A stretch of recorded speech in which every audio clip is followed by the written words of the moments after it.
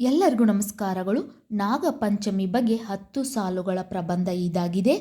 ನೀವು ಪ್ರಬಂಧ ಬರಿಬೇಕಾದ್ರೆ ಪೀಠಿಕೆ, ವಿವರಣೆ, ಉಪಸಂಹಾರ ಅಂತ ಬರಿತಾ ಇದ್ರೆ ಇಲ್ಲಿ ಪೀಠಿಕೆ ಅಂತ ಬರೆದು ಪ್ರಬಂಧ ಸ್ಟಾರ್ಟ್ ಮಾಡಿ.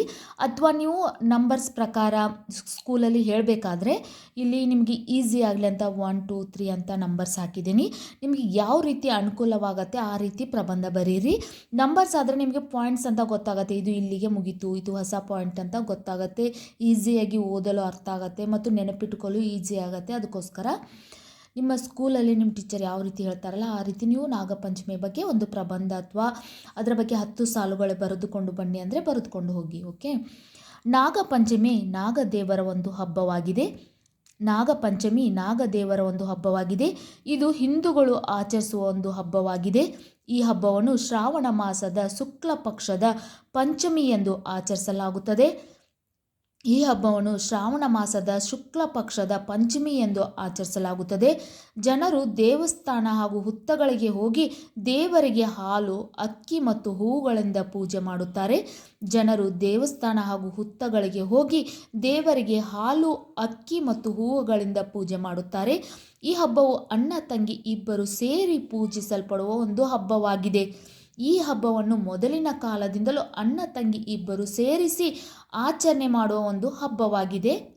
ಈ ದಿನದಂದು ನಿಜವಾದ ನಾಗರ ಹಾವುಗಳಿಗೆ ಹಾಲು ನೀಡುತ್ತಾರೆ.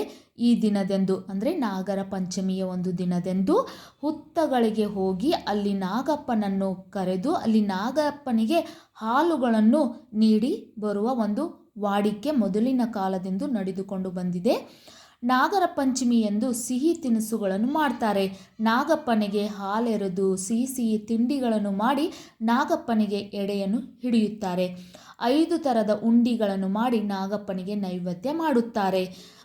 ಅಷ್ಟೇ ಅಲ್ಲದೆ ಒಬ್ಬೊಬ್ಬರ ಮನೆಯಲ್ಲಿ ಒಂದು ಹುತ್ತಿನ ಮಣ್ಣಿನಿಂದ ಮಾಡಿರುವಂಥ ನಾಗಪ್ಪನನ್ನು ತಂದು ಅದಕ್ಕೆ ಮನೆಯಲ್ಲಿ ಬಂದು ಪೂಜೆ ಮಾಡಿ ಹಾಲನ್ನು ಎರೀತಾರೆ. ಇನ್ನು ಒಬ್ಬೊಬ್ಬರು ಮನೆಯಲ್ಲಿರುವಂಥ ಬೆಳ್ಳಿ ನಾಗಪ್ಪ, ಆ ನಾಗಪ್ಪಗಳಿಗೆ ಕೂಡ ಹಾಲನ್ನು ಎರೀತಾರೆ. ನಾಗರ ಪಂಚಮಿಯ ದಿನ ತನ್ನ ಸಹೋದರನಿಗೆ ಒಳ್ಳೆಯದೂ ಆಗಲಿ ಎಂದು ಸಹೋದರಿ ದೇವರಲ್ಲಿ ಪ್ರಾರ್ಥನೆ ಮಾಡುತ್ತಾಳೆ. ನಾಗರ ಪಂಚಮಿಯ ದಿನ ತನ್ನ ಸಹೋದರನಿಗೆ ಒಳ್ಳೆಯದು ಆಗಲಿ ಎಂದು ಸಹೋದರಿ ದೇವರಲ್ಲಿ ಪ್ರಾರ್ಥನೆ ಮಾಡುತ್ತಾಳೆ. ನಾಗದೇವತೆ ನಮ್ಮನ್ನು ರಕ್ಷಣೆ ಮಾಡಲಿ ಎಂದು ಜನರು ಭಕ್ತಿಯಿಂದ ಹಾಲು ಮತ್ತು ಆಭರಣಗಳನ್ನು ಅರ್ಪಿಸುತ್ತಾರೆ. ನಾಗರ ಪಂಚಮಿ ದಿನ ನಾಗದೇವತೆ ನಮ್ಮನ್ನು ರಕ್ಷಣೆ ಮಾಡಲಿ ಎಂದು ಜನರು ಭಕ್ತಿಯಿಂದ ಹಾಲು ಮತ್ತು ಆಭರಣಗಳನ್ನು ಅರ್ಪಿಸುತ್ತಾರೆ. ನಾಗರ ಪಂಚಮಿಯನ್ನು ಮೊದಲಿನ ಕಾಲದಿಂದಲೂ ಹಿಂದೂಗಳು ಆಚರಿಸಿಕೊಂಡು ಬಂದಿರುವಂಥ ಒಂದು ಹಬ್ಬವಾಗಿದೆ.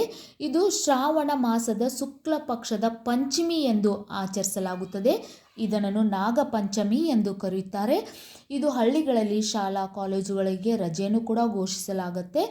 ತನ್ನ ಎಲ್ಲ ಹೆಣ್ಣು ಮಕ್ಕಳು ತಮ್ಮ ತವರು ಮನೆಗೆ ಹೋಗಿ ಪಂಚಮಿ ಹಬ್ಬವನ್ನು ಆಚರಣೆ ಮಾಡಿ ಬರುತ್ತಾರೆ. ನಾಗಪ್ಪನಿಗೆ ಹಾಲೆರೆದು ನಾಗಪ್ಪನಿಗೆ ಪೂಜೆ ಮಾಡಿ ತನ್ನ ಸಹೋದರನ ರಕ್ಷಣೆ ಮಾಡಲಿ ದೇವರು ಎಂದು ದೇವರಲ್ಲಿ ಪ್ರಾರ್ಥನೆ ಮಾಡಿ ಬರುವಂಥ ಒಂದು ಹಬ್ಬ ಅಂದರೆ ಅದು ನಾಗಪಂಚಮಿ. ನಿಮಗೂ ಕೂಡ ಈ ವಿಡಿಯೋ ಇಷ್ಟ ಆಗಿದ್ದಲ್ಲಿ ವಿಡಿಯೋಕ್ಕೆ ಲೈಕ್ ಮಾಡಿ, ಶೇರ್ ಮಾಡಿ, ಸಬ್ಸ್ಕ್ರೈಬ್ ಮಾಡಿ. Thank you.